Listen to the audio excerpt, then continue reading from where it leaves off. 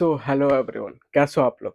आज अपने को करना है अपना 17 नवंबर का सेकंड शिफ्ट करना है और बिल्कुल सीखते हैं कि टाइम सेविंग अप्रोच कैसे जल्दी जल्दी और कैसे अप्रोच किया जाता है इंग्लिश का पेपर।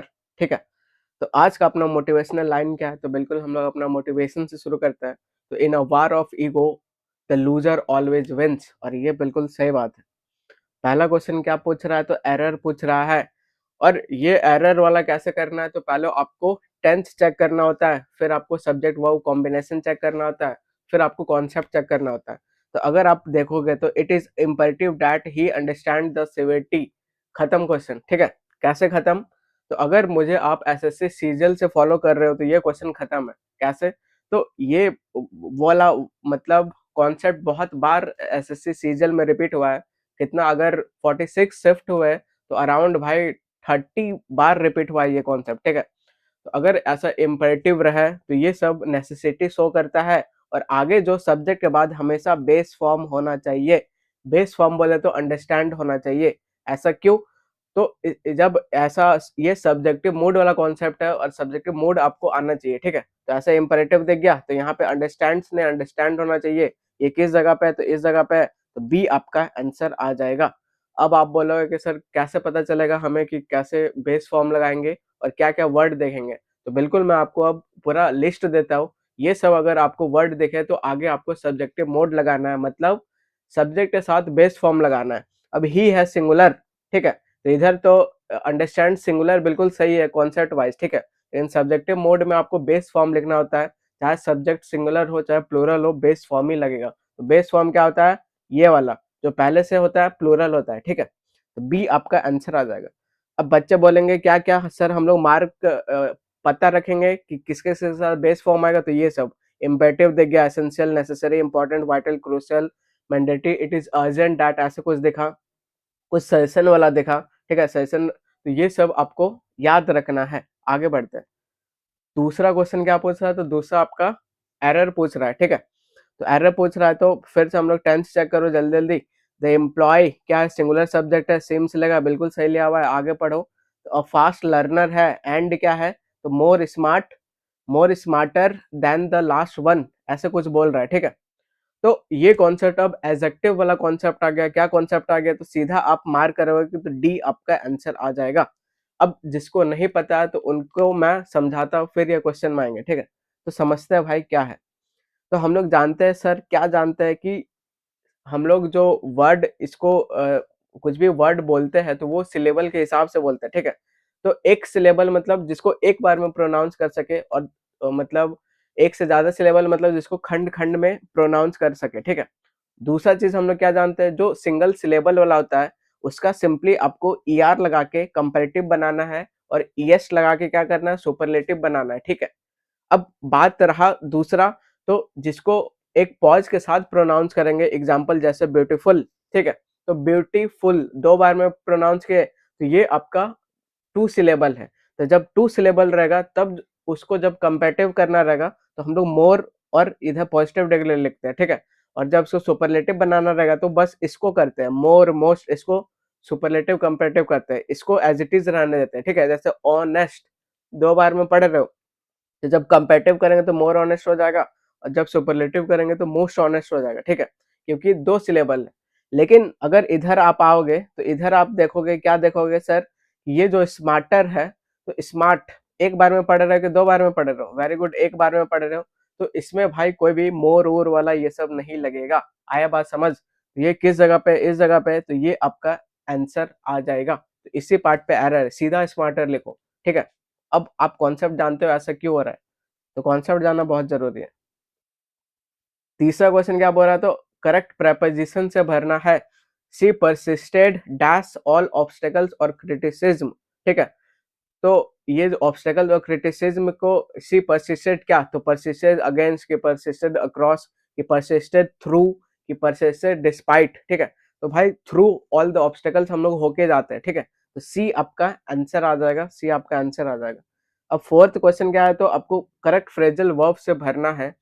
ये जो स्टार्टअप है, failed to dash the expectation, तो failed to live down the expectation, कि failed to live through the expectation, कि failed to live up to the expectation, और fail to live over the expectation. ठीक है, तो बच्चा बच्चा बता देगा कि सर सी होगा, live up to the expectation. ये हम लोग छोटा सा सुनते आ रहे हैं, तो सी आपका आंसर आ जाएगा।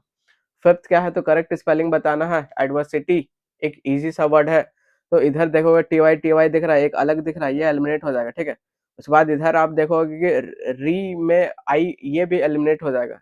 और एडवर्सिटी में ना कि ये वाला सिटी होता है, एस वाला होता है, तो ए आपका आंसर आ जाएगा। ठीक है, तो ये इजी क्वेश्चन है, इसमें आप अपना मतलब पावरफुल वेपन यूज नहीं करना है। ठीक है, जब तलवार का जरूरत पड़ेगा तब तलवार निकालेंगे मयान से, जब सुई का काम से हो रहा है तो बिल्कुल भाई सुई से काम कर लो। ठीक है, सिक्स क्या बोल रहा है, ये जो वर्ड टीयर है इसका सेम मीनिंग चाहिए, ये सेंटेंस है।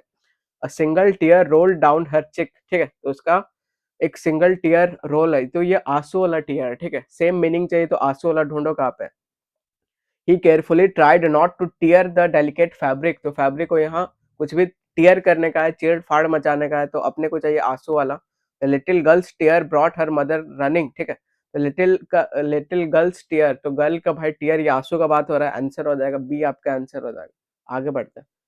सेवंथ क्या बोल रहा है, करेक्ट स्पेलिंग बोल रहा है। अब प्रिकेरियस का आपको करेक्ट स्पेलिंग चाहिए। ठीक है, ऑब्जर्व करोगे तो प्री प्री प्री इसमें ये अलग नजर आ रहा है, एलिमिनेट हो जाएगा। ठीक है, उसके बाद आप देखोगे कि इधर क्यूरियस है, इधर केरस है, तो क्यूरियस वाला एलिमिनेट हो जाएगा। उसके बाद ये वाला तो होता नहीं है, तो डी आपका आंसर आ जाएगा। तो ये सब इजी है, ये सब में ट्रिक नहीं लगाने का, तो इस पे भाई हम लोग ट्रिक लगाएंगे।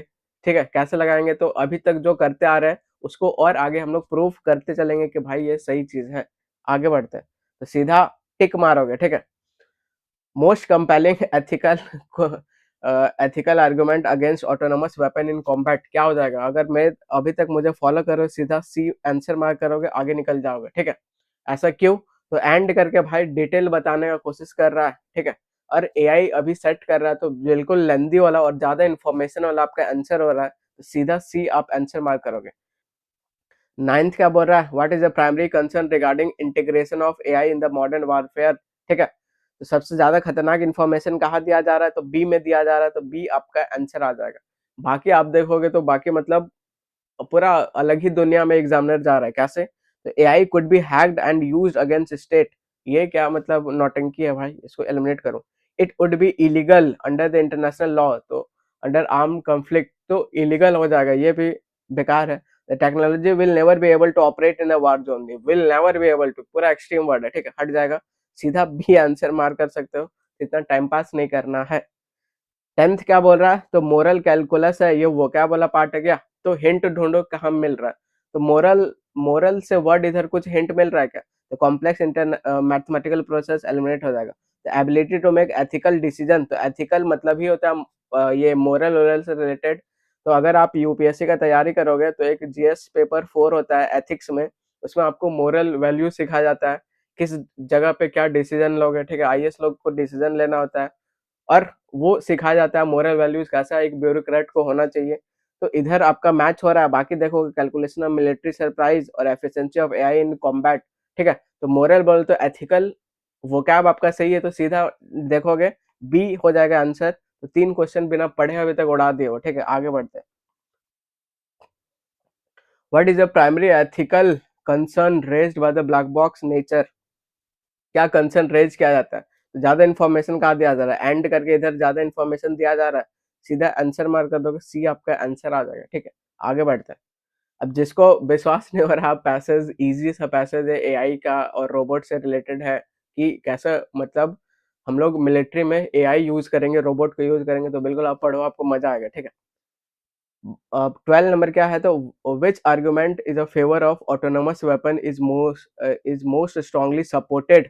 ठीक है, तो सपोर्ट दिख रहा है, फेवर दिख रहा है, तो सारा पॉजिटिव है। ठीक है, इधर ढूंढते हैं, तो they help in reduce civilian casualties, they can create more human warfare, they ensure that no human is ever at risk, और they act as a more accurate और रैपिड। ठीक है, अब इधर भाई आप लेंदी देख के इधर आप सी मार्क नहीं कर सकते, ऐसा इसलिए, तो मैं बार बार बता रहा हूँ, जब आप लेंदी मार्क करोगे तो देख लेना भाई कुछ नेगेटिव चीज तो नहीं आ रहा है, इधर सब पॉजिटिव पूछ रहा है, इधर नेगेटिव है, कैसे, तो they ensure that no human is ever at risk और कॉम्बैट। ठीक है, ये आंसर कहता है कि कोई भी ह्यूमन रिस्क पे नहीं रहेगा, तो ये भाई बहुत एक्सट्रीम स्टेटमेंट है, तो सी आपका एलिमिनेट हो जाएगा।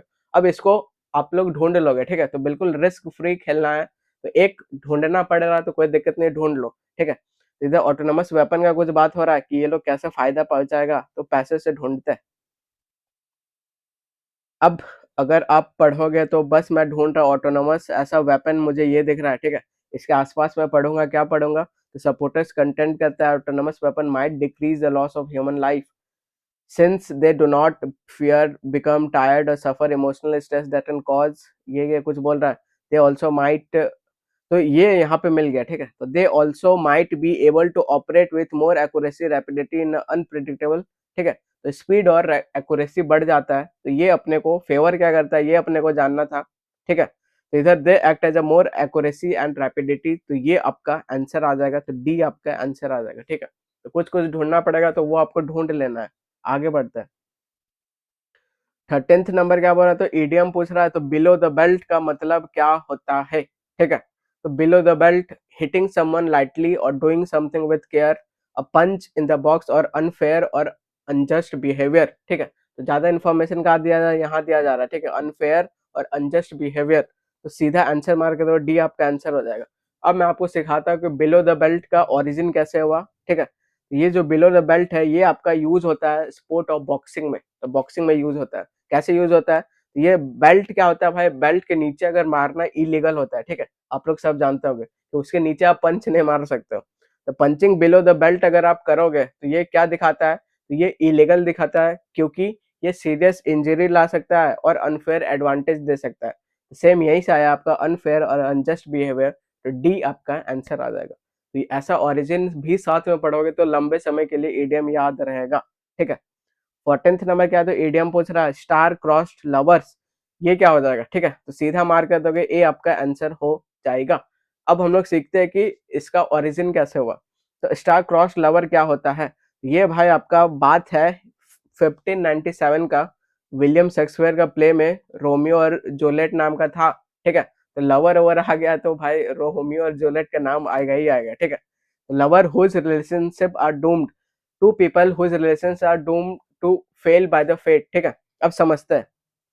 तो शेक्सपियर डिस्क्राइब करता था रोमियो और जूलियट एज अ पेयर, ठीक है, a pair of star cross lover take their life. तो कैसे ओरिजिन हुआ, तो उस टाइम पे क्या हुआ था, तो पीपल बिलीव करता था ये जो स्टार्स है, ये जो प्लैनेट है, ये कंट्रोल करता है अपना एस्ट्रोलॉजी, मतलब अपना भविष्यवाणी से रिलेटेड है, ठीक है, और अपना डेस्टिनी को कंट्रोल करता है, ऐसा मानता था। तो जब स्टार क्रॉस्ड हो जाता था, तो इसका मतलब इल फेटेड और अनलक्की से मतलब आता था, ठीक है। तो यहीं से आपका आया कि lovers whose relations is doomed, जिसका मतलब भाई मतलब ये हो चुका है, ठीक है, उसका फेल हो चुका है रिलेशनशिप। अब 15th नंबर क्या है, तो एंटोनेम बताना है, वर्ड क्या है, तो सोपोरेडिक है, ठीक है। तो क्या इसका मतलब, इसका मतलब होता है, क्या होता है सर, कुछ भी चीज रुक रुक के कंटिन्यूअस नहीं हो रहा है, ठीक है। तो ये क्या हो जाएगा, तो ये आपका इनफ्रीक्वेंट आपका सिनोनिम हो जाएगा। मैं कुछ भी चीज ओकेजनली करता हूँ, मान लो मैं गुपचुप खाता हूँ ओकेजनली, ठीक है, तो ये भी रुक रुक के है। इंटरमिटेंट का मतलब भी होता है रुक रुक के, ठीक है, तो ये सब सिनोनिम हो जाएगा। फ्रीक्वेंट हो रहा है मतलब बार बार हो रहा है, ठीक है, तो ये आपका आंसर आ जाएगा, एंटोनिम चाहिए था, सी आपका आंसर आ जाएगा। लेकिन एसएससी ऑप्शन डी दिया है, जो कि गलत है, ठीक है। आगे बढ़ते हैं। सेक्शन नंबर क्या है, तो वन वर्ड सब्स्टिट्यूशन है, a place where dead bodies are kept for examination, एक जगह जहां डेड बॉडी को रखा जाता है, किस लिए, फॉर एग्जामिनेशन, ठीक है।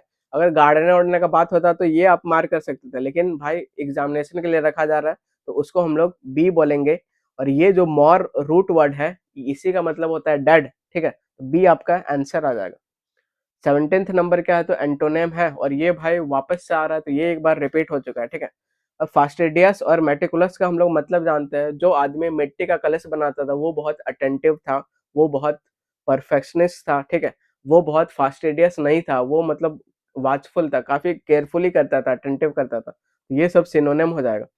फसी फसी अलग ही है, परसेप्टिव ये अनरिलेटेड है यहाँ से, ठीक है।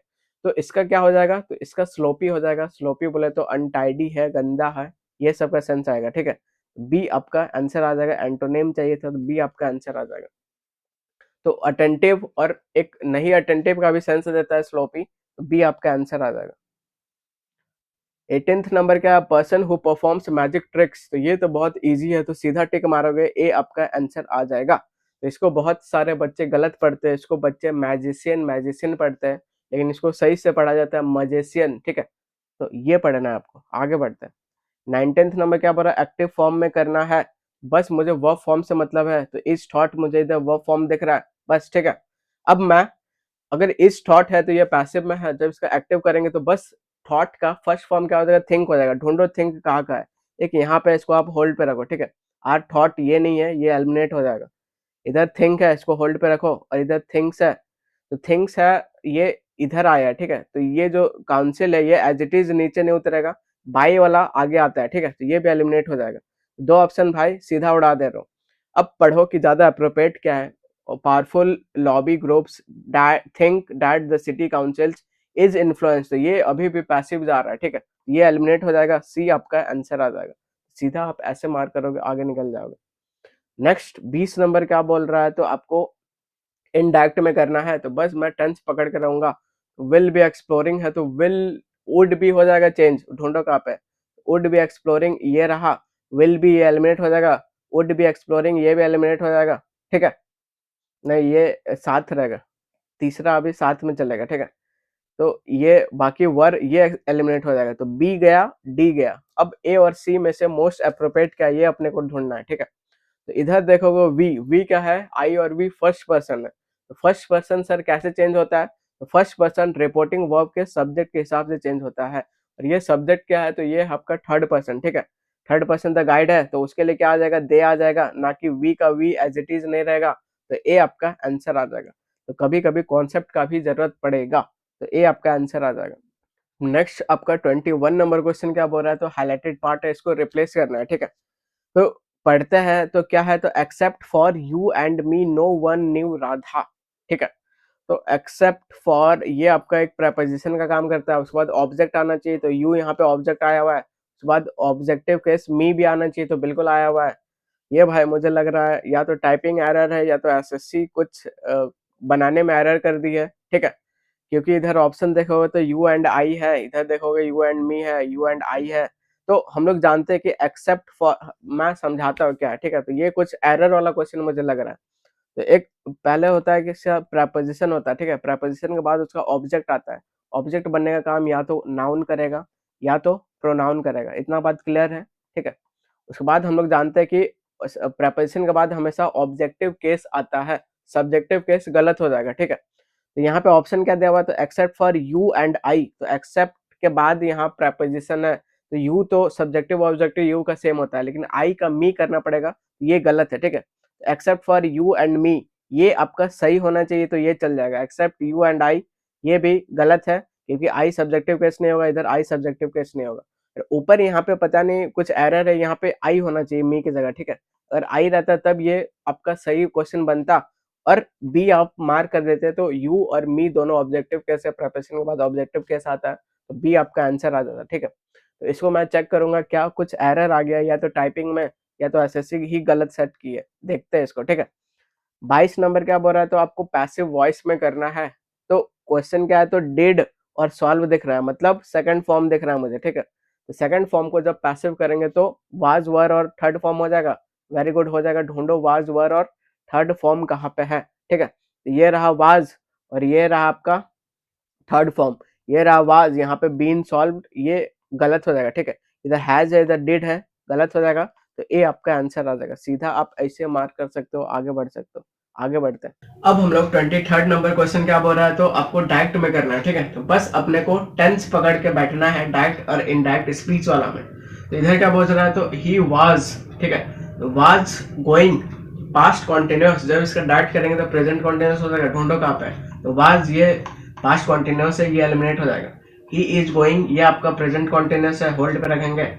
वाज गोइंग, ठीक है, ये भी पास्ट कॉन्टिन्यूस है, एलिमिनेट हो जाएगा। अपने को चाहिए प्रेजेंट कॉन्टिन्यूस, तो ये रहा प्रेजेंट कॉन्टिन्यूस भी। तो दो ऑप्शन एलिमिनेट हो गया, दो ऑप्शन साथ में, ठीक है। अब भाई आगे देखो, तो आगे अब यहाँ पे हम लोग करते हैं। तो आई है फर्स्ट पर्सन और माई है आपका फर्स्ट पर्सन। तो फर्स्ट पर्सन कैसे चेंज होता है, तो रिपोर्टिंग वर्ब के सब्जेक्ट के हिसाब से चेंज होता है। तो सब्जेक्ट क्या है यहाँ पे, सब्जेक्ट है द ट्रैवलर, ये कोई भी नाम है तो भाई थर्ड पर्सन है, ठीक है। तो आई आपका चेंज होकर थर्ड पर्सन होगा, तो बिल्कुल यहाँ पे ही हुआ है, ठीक है। तो डी आपका आंसर आ जाएगा। तो ऐसे आप सीधा उड़ा सकते थे क्वेश्चन। आगे बढ़ते हैं। 24 नंबर क्या बोल रहा, तो PQRS है। तो PQRS को हम लोग ऐसे ही बिना पढ़े मार्क करता है, ठीक है। तो सीधा इधर आप देखो, क्या देखो, तो मैं क्यू से पढ़ना शुरू करता हूँ। तो on first turn of the key the engine flicker to life and resume the flawless operation.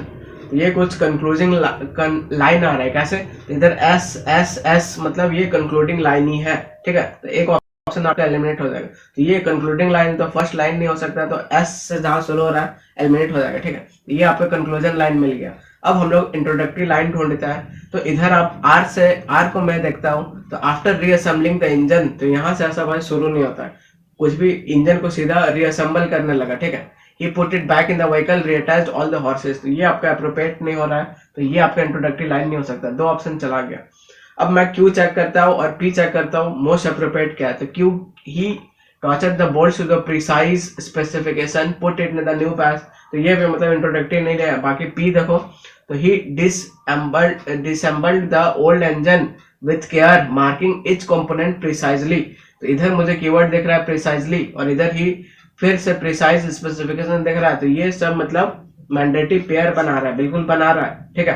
तो पी के बाद क्यू आना चाहिए, तो यहाँ पे आया हुआ है, तो बी आपका आंसर हो जाएगा। और ऐसा जो शॉर्ट सा लाइन है, ये आपका इंट्रोडक्टरी लाइन हो रहा है, ये भी हम लोग ऑब्जर्व कर रहे हैं, ठीक है। तो बी आपका आंसर हो जाएगा। 25th नंबर क्या बोला, तो फिर से पी क्यू आर एस है, तो मैं पी से पढ़ना शुरू करता हूँ। पी एस आर एस, तो एस एस दिख रहा है, मतलब मोस्ट प्रोबेबली एस आपका इंट्रोडक्टरी लाइन है, ठीक है। बाकी मैं पी से पढ़ता हूँ, तो एज अ रिजल्ट, तो एज अ रिजल्ट से लाइन शुरू नहीं होगा, बात सही है। तो पी आपका इंट्रोडक्टरी लाइन नहीं होगा, तो बी ऑप्शन हो गया एलिमिनेट। लेकिन सर पी लास्ट में जरूर आ सकता है, क्योंकि एज अ रिजल्ट का बात हम लोग लास्ट में करते हैं। लास्ट में पी दिख रहा है, बिल्कुल यहाँ दिख रहा है, ठीक है। अब सीधा अब आर चेक करता हूँ, अगर आर इंट्रोडक्टरी लाइन है तो नहीं है, तो ए आपका आंसर आ जाएगा। तो इट वाज डिजाइंड, क्या डिजाइंड, अभी तक कुछ समझ नहीं आ रहा, ठीक है। सिंप्लीफाई कर रहा है, प्रोवाइड कर रहा है, क्या डिजाइन समझ नहीं आ रहा, आर एलिमिनेट हो जाएगा। तो एस आपका इंट्रोडक्टरी लाइन है, लास्ट में पी आना चाहिए, तो ए आपका सीधा आंसर आ जा रहा है। दूसरा अप्रोच कैसे यूज कर सकते हो, तो एस आपका इंट्रोडक्टरी लाइन है, सीधा आप पढ़ लिए, इसके बाद या तो सर आर आना चाहिए या तो पी आना चाहिए, ठीक है। यही बात क्लियर है। अब क्या आना चाहिए वो हम लोग देख लेते हैं। तो एस पढ़ो, तो अ ग्राउंड ब्रेकिंग न्यू सॉफ्टवेयर, तो कुछ भी इंट्रोडक्शन करना, तो ए और एन लेके हम लोग करते हैं, बिल्कुल सही। तो यहाँ पे इंट्रोडक्शन का काम हो रहा है। एस के बाद आर आएगा कि पी आएगा, मैं पी पढ़ता हूँ, तो आर के बाद पी आ सकता है क्या एज ए रिजल्ट, तो तुरंत भाई रिजल्ट बताने लगोगे। रिजल्ट या तो थर्ड या तो फोर्थ में बताया जाता है, तुरंत नहीं बताओगे। तो एस के बाद आर आना चाहिए, तो ए रहा आपका आंसर, ए आपका आंसर आ जाएगा। तो दो अप्रोच मैंने आपको बता दिया, ठीक है। तो इस तरह हंसते खेलते हम लोग ये वाला शिफ्ट कंप्लीट कर चुके हैं। इसके बाद मैं कोशिश करूंगा कल सुबह तक आपको थर्ड शिफ्ट दे दूं, फिर शाम में आपको सीपीओ का दे दूं, ठीक है। तब तक स्टे कनेक्टेड। लास्ट का मोटिवेशनल लाइन क्या है, तो prove them wrong without saying a word, ठीक है। बहुत भाई खतरनाक चीज लिखा हुआ है, तो ये आपका रिलेटिव के लिए है, आपके हेटर्स के लिए है, ठीक है। तो मिलते हैं नेक्स्ट का शिफ्ट में।